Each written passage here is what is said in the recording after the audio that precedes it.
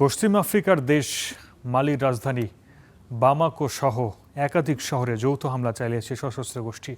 এতে প্রতিরক্ষা মন্ত্রী জেনারেল সাদিও কামারা নিহত হয়েছেন।